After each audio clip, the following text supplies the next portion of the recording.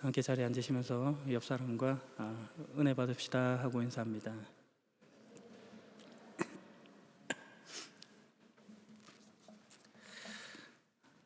오늘 본문은 매주 설교를 통해서 거듭 강조해 왔던 그런 내용의 반복입니다. 구원이라는 말 속에 인간의 행위는 아무것도 없으며 모두 하나님 편에서의 은혜로운 구원 행위, 그 행위 결과임을 말해주고 있습니다. 그 속에 우리가 내세울 것은 아무것도 없습니다. 구원은 전적인 하나님의 은혜입니다. 은혜라는 말 속에는 조건이 포함되어 있지 않다고 말했습니다. 우리가 믿음을 앞세울 때 가지는 내용은 하나님이 주권자가 되시고 그의 의지 속에 구원을 이루어 가신다는 것입니다. 내가 믿는다, 믿지 않는다 하는 것으로 구원을 말하려는 것은 이해관계가 포함되어 있는 그런 말입니다. 여러분이 하나님을 잘 믿을 때는 구원받은 것 같고 그렇지 않을 때는 구원 못 받은 것 같이 생각할 수 없다는 말입니다. 전도폭발이라는 프로그램 속에서 처음 시작을 할 때 두 가지 진단 질문을 던지게 되는데 그 첫 번째 질문이 선생님, 만일 오늘 밤이라도 이 세상을 떠나신다면 천국에 들어가실 것을 확신하십니까? 라고 하는 그런 질문입니다. 이런 질문을 신자들에게 던지면 신자, 성도라고 하는 이름을 가지고 있음에도 불구하고 선뜻 그에 대한 답을 내지 못할 때가 꽤 있습니다. 왜 그러냐면 그때 그 답을 내가 믿는 믿음이라는 것으로 대신 이해하고 있기 때문입니다. 그러나 그렇지 않습니다. 구원은 전적인 하나님의 행위이고 은혜로 주신 선물입니다. 그게 분명해야 합니다. 오늘 본문에서는 율법과 믿음의 대비가 나타나고 있습니다. 하나님께서 하신 약속은 율법을 통해서 온 것이 아니라 믿음으로 인한 의를 통해 주신 약속이라고 밝히고 있습니다. 만일 율법을 지키는 사람이 상속자가 되면 믿음은 쓸모가 없어지고 약속도 무용지물이 되고 만다고 말합니다. 율법은 하나님의 진노를 야기하지만 하나님의 약속은 믿음을 통해 주어집니다. 율법과 믿음을 대비하고 있는 것은 이런 뜻입니다. 율법은 원인과 결과의 법칙입니다. 인과 율이라고 했죠. 원인을 제공하고 그것을 지킬 능력이 있으면 얻게 된다는 매우 합리적인 방법입니다. 믿음은 그것과 다르다의 표현입니다. 믿음이란 말 속에는 원인을 따지고 조건을 요구한다라는 말이 없습니다. 그래서 하나님의 약속은 믿음을 통해 주어지는 것입니다. 약속이라는 말을 한번 생각을 해보십시오. 약속은 약속을 주는 자가 그 약속을 책임진다 하는 그런 뜻이 있습니다. 누군가 이러저러 하겠다 하면 그 사람이 책임을 지는 것입니다. 약속을 인간관계 속에서 할 때 내가 이러저러 하면 너는 저러저러 해 라고 약속할 수 있습니다. 조건이 붙죠. 그러나 하나님과 인간과의 관계 속에서는 그렇지 않습니다. 오늘 본문이 말하고 있는 하나님의 약속은 다름이 분명합니다. 오늘 본문에 등장하는 약속이라는 단어 헬라어를 보게 되면 에판겔리아라는 단어로 쓰여지고 있습니다. 신약 성경에는 이 약속이라는 단어가 두 가지로 표현이 되고 있는데 다른 하나는 휘포스케시스라는 단어입니다. 만일 네가 이런저런 것을 해준다면 내가 또 이런저런 것을 하겠다라고 하는 그런 약속일 때 휘포스케시스라는 단어를 씁니다. 그러나 오늘 본문에 나타난 하나님의 약속은 에판겔리아라고 되어 있습니다. 그 뜻은 어떤 사람의 일방적인 호의 이런 것들로 무조건적인, 그렇게 무조건적으로 만들어진 그런 약속을 뜻할 때 이 단어를 쓰고 있습니다. 하나님께서 인간과 맺으시는 약속이 그렇다는 것입니다. 그 조건이 없는 은혜로 주어진 약속, 그것이 바로 믿음이라고 하는 말로 우리에게 표현되고 있는 것입니다. 그러므로 우리가 믿음이라고 하는 것을 떠올릴 때 율법과 대비하여서 어떤 행위 이런 것들을 강조할 것이 아니라 하나님의 구원 행위, 은혜를 주시는 하나님의 어떠하심 이런 것들을 앞세워서 떠올려야 하는 것입니다. 구원은 하나님 은혜의 선물이고 하나님의 전적인 행위입니다. 우리에게 주신 하나님의 약속하신 내용이 그것입니다. 오늘 본문도 그렇지만 로마서 4장 전체를 보게 되면 그 속에는 아브라함의 믿음과 의에 대한 내용이 주를 이루고 있습니다. 여기서 우리가 바로 눈치채야 할 것이 있습니다. 그것은 아브라함의 믿음과 의라고 하니까 대번에 아브라함의 믿음이 대단했나 보다, 그가 되게 의로웠나 보다 이렇게 생각하기 쉽다는 것입니다. 그렇게 생각하면 안 됩니다. 그 아들 이삭을 바쳤다고 하는 어떤 위대함, 이런 것들을 나타내려고 아브라함을 로마서가 등장시키고 있지 않습니다. 당연하겠지만 이 로마서 4장은 3장의 결과입니다. 1장, 2장과 연결하여서 등장하는 내용인 것이죠. 로마서 1장 18절부터 3장 20절까지의 내용을 보면 구원이 왜 필요한가라고 하는 것에 대한 내용이 나타나 있습니다. 그리고 그 답은 의인은 한 사람도 없고 깨닫는 사람도 없고 하나님을 찾는 사람도 없다. 모두가 곁길로 나가서 하나와 같이 다 쓸모없게 되었다라고 하는 말이 나타나 있습니다. 옳고 그른 것을 알아도 옳은 일을 행하지 않고 율법을 가졌다고 하지만 지킬 실력이 없는 그런 모습을 설명해 주고 있는 것입니다. 그리고 나서 3장 21절부터 그러면 어떻게 되겠느냐라고 하는 것을 이야기하고 그 결과로서 4장에 아브라함의 이야기가 나타나는 것입니다.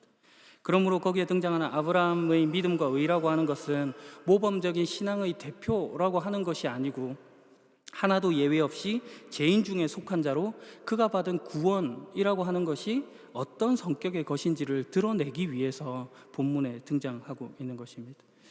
다시 돌아가서 로마서 3장 21절의 내용을 보면 이렇게 기록되어 있습니다. 그러나 이제는 율법 없이도 하나님께로부터 오는 의가 나타났습니다. 그러나 이제는 하고 앞의 내용을 치받아서 새로운 내용이 등장하고 있음을 밝히고 있습니다. 하나같이 쓸모없게 되어 심판 아래 도망갈 수 없는 그 현실, 그 처지를 지적한 다음에 그러나 이제는 하고 새로운 길이 열렸음을 밝혀주고 있는 것입니다. 이것은 율법과 예언자들도 증언했던 것이고 구약 성경에서 다 예시했던 내용입니다. 그 대표로 아브라함인 것이죠. 그러므로 아브라함이 다른 사람과 다른 특출난 믿음을 가지고 있어서 옳은 것을 알고 옳은 일을 행했다라는 그런 남다른 인물이라는 것을 소개하려는데 목적이 있지 않고 죽을 운명인 그 역시도 어떻게 구원을 얻었고 그의 후손된 우리 역시도 어떻게 하나님께서 구원하시는가 하는 이야기로 오늘 본문이 주어지고 있는 것입니다. 3장 22절을 보게 되면 그 답으로 하나님께로부터 오는 의는 예수 그리스도를 믿는 믿음을 통해서 온다라고 하는 분명한 사실을 밝히고 있습니다. 예수 그리스도를 통해 구원의 길이 열려져 있습니다. 희망이라는 것이 보이지 않던 우리에게 하나님께서 빛을 비추심으로 우리가 보게 된 것입니다. 거기에 조건이 없고 자랑이 없고 공로가 없는 것입니다. 오직 예수님으로 되었다, 이 사실만 강조됩니다. 그래서 4장 1절과 2절의 내용이 이렇게 증언합니다.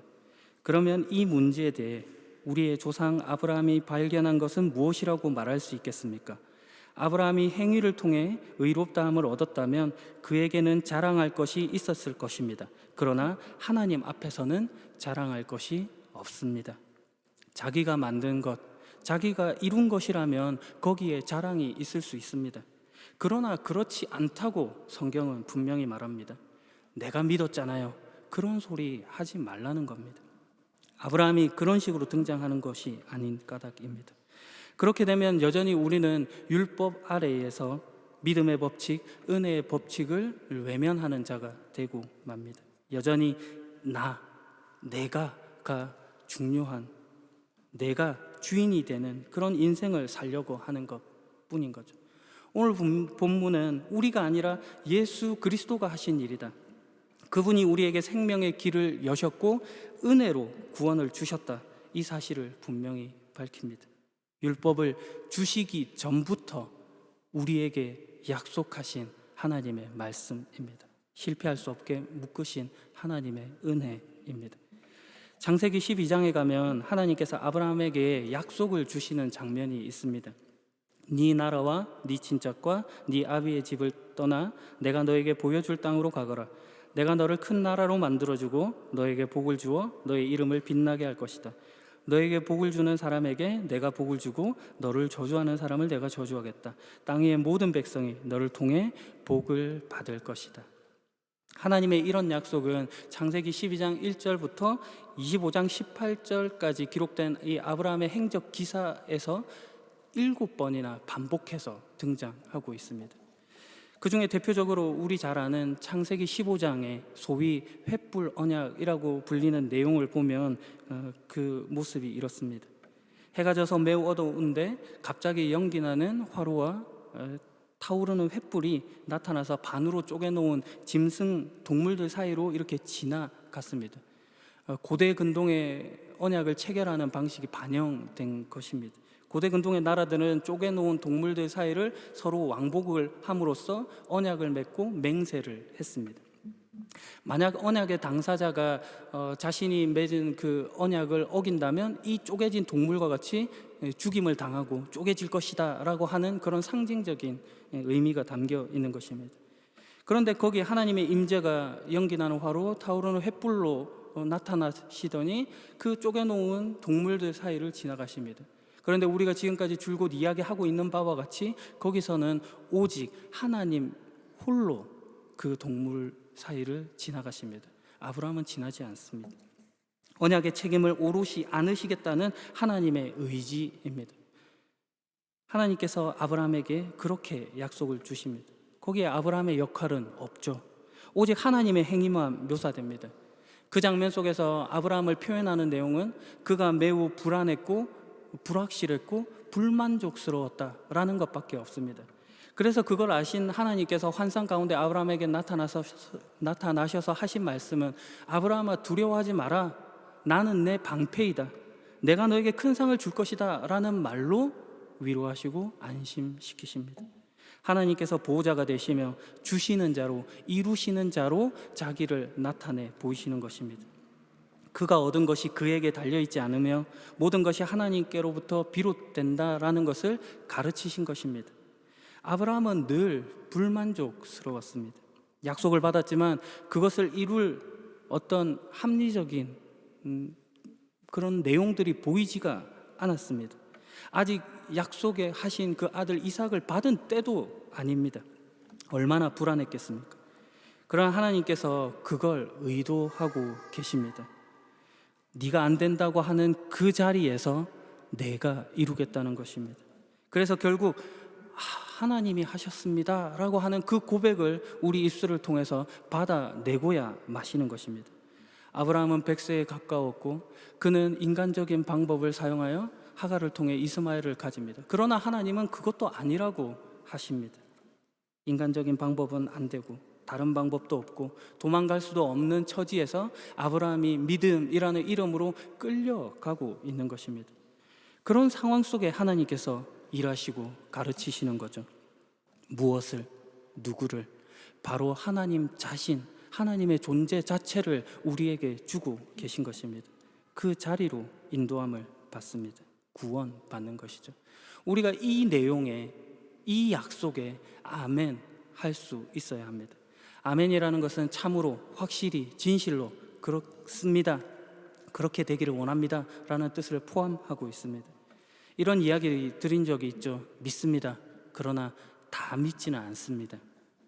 그러면 안 되죠. 끝까지 신뢰하겠습니다 하는 마음이 있어야 하는 것입니다. 그러나 우리는 연약한 자, 하나님을 떠난 그런 본성을 가지고 있는 자입니다.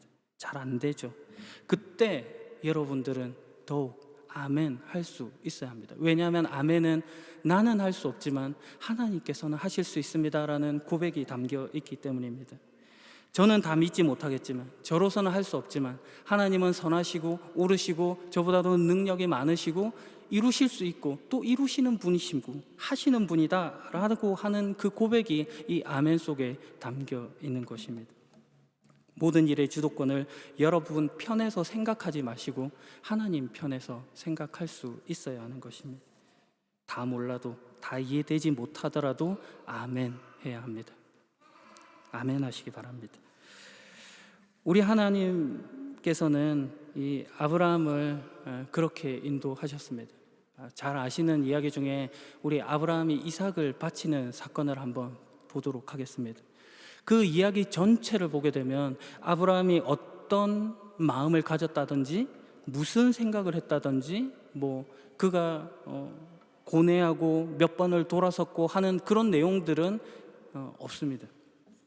아브라함이 그런 고민을 가지지 않았다거나 그가 고통을 받지 않았다 이런 말을 하는 것이 아닙니다. 성경은 그 모든 내용들을 다 생략하고 있습니다. 왜냐하면 그 사건에서의 주인공은 하나님이시기 때문입니다. 하나님께서 그 사건을 통해 무엇을 만들어내고 계신가를 설명하는 차원에서 아브라함을 시험하신다라고 하는 표현으로 그 이야기를 끌고 가십니다. 그리고 그 결론으로 결국 포기를 모르시는 하나님께서 아브라함에게 요구하시고 또 그렇게 아브라함이 도망칠 수 없고 어찌할 방법이 없어서 결국 하나님께 순종하게 되는, 그러나 그 속에서 우리보다 앞서 모든 것을 준비하고 계셨던 그 하나님을 발견하는 그 순간을 맞이하는 것입니다. 또 그렇게 하나님의 위대하심을 경험해 가면서 우리의 수준과 실력이 자라가는 것입니다. 우리가 상상하는 구원보다도 훨씬 크고 감히 가늠조차도 할 수 없는 대단한 무시무시한 구원을 보게 되는 것입니다. 이것이 하나님의 약속입니다. 하나님의 약속이라는 것은 그것을 신실하게 이루실 하나님의 능력, 의지, 집념 이런 것들이 반영된 표현입니다. 사람은 약속을 하면 잊어버리기도 하고 또 미루기도 하고 또 빈말로 하기도 합니다. 그러나 하나님은 그렇지 않습니다. 자기 이름을 인하여 자기의 영광을 드러내십니다. 우리는 거기서 믿음으로 반응하는 것밖에 없습니다. 다시 말하지만 이때 믿음이라고 하는 것은 인과율, 원인으로서 구원을 이루는 조건으로서의 믿음이 아닙니다. 하나님께서 여러분이 원인을 만들라거나 아니면 책임을 지라거나 그렇게 하지 않습니다. 단지 그분의 사랑에 반응하라고 하시는 것입니다. 그것이 믿음이죠. 구원에 있어서 여러분이 할 일이 없다라고 하는 말이 하나님께서 그 속에서 요구하는 것이 없다라고 하는 말과 동의어는 아닙니다. 적극적으로 그분의 사랑에 반응할 수 있어야 하는 것입니다. 그게 오늘 본문에 나타난 상속자, 그 말 속에 담긴 책임이고 특권인 것입니다. 도무지 하나님을 찾지도 않고 깨닫지도 못하고 곁길로 치우쳐 하나같이 쓸모없게 되었던 자, 우리가 그리스도 예수 안에서 부르심을 받아 상속자가 되고 하나님을 아버지라고 부르는 자로 그를 사랑할 수 있는 자가 된 것입니다. 이 얼마나 감사한 일입니까? 그러니 구원에 있어서 내가 할 일은 없네? 그러면 나는 뭐야? 이렇게 말하는 것은 하나님을 외면하려고 하는 그런, 여전히 자기가 주인공이고 싶은, 아직 자아가 죽지 않은 그런 모습인 것입니다. 사순절 우리가 십자가에 못 박아야 될 모습이기도 합니다. 구원은 하나님께서 약속하신 은혜로 주신 선물입니다. 마지막 이야기로 설교를 마무리하려고 합니다. 너무 노여워하지는 마십시오. 여러분에게 이런 고백을 합니다. 신앙생활을 할 때 성도들이 가지는 어떤 자만, 교만, 태만 이런 것들을 보게 되면 인간적인 마음에 욱하는 것들이 있습니다. 설교는 하나님 말씀 전하는 시간이니까 싫은 소리 하기는 싫고, 또 광고 시간에 잔소리 좀 하겠습니다 하고 좀 쓴소리를 내뱉을까 하는 그런 마음이 막 이렇게 치솟을 때가 있습니다. 새벽 기도, 수요 모임, 금요 모임, 셀 모임, 매일 묵상, 청년부 모임, 다양한 모임들이 있지만, 하나님을 만날 수 있는 접점들이 있지만 그것이 내일이 아닌 것처럼 생각할 때가 또 얼마나 많은지 하는 그런 모습들 속에서 가지는 생각입니다. 지난번 금요 모임 때 아주 억수같이 비가 쏟아진 때가 있었습니다. 이런 날 누가 오기나 할까 하는 마음에 차를 몰고 교회를 향했는데, 차도 없으신 분이 우산을 쓰고 가장 먼저 교회 앞에서 문이 열리기를 기다리고 있었습니다. 누구라고 말씀 안 드리는데 파견 근무를 마치고 한국으로 돌아가신 그 형제님입니다. 한국에서 어떤 신앙 교육을 받았기에 그가 그렇게 열정적이고 하나님을 사랑할까 하는 마음에 부럽기도 하고, 또 한편으로는 자존심이 상하기도 하고 잘못 가르치고 있나 그런 생각이 들기도 하고, 여하튼 여러 마음이 들었습니다.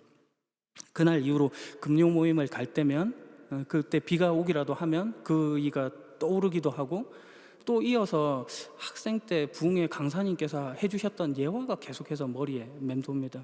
무엇이냐고 하면은 비 올 때 교회 안 가시는 분들을 가리켜서 창우지 신앙이라고, 그러니까 비에 맞아 젖을까봐 교회를 못 간다고, 뭐 더워서 못 가면 얼음 신앙 정도 되려나요? 뭐 그런 내용이었습니다. 이런 재미나지만 뭔가 뼈가 있는 그런 잔소리를 해야 되나 하는 그런 생각이 있었던 거죠.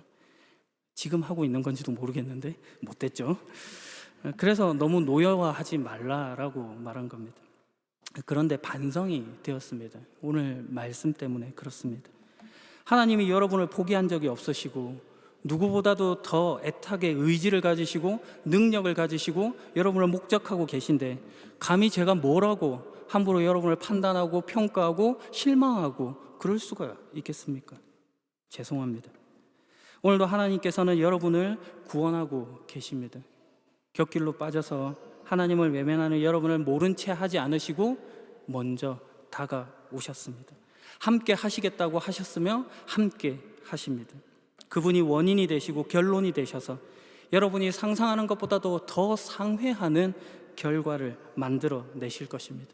그러니 두려워하지 마시고 그리스도 안에서 평안하시고 만족을 얻으시기를 소망합니다.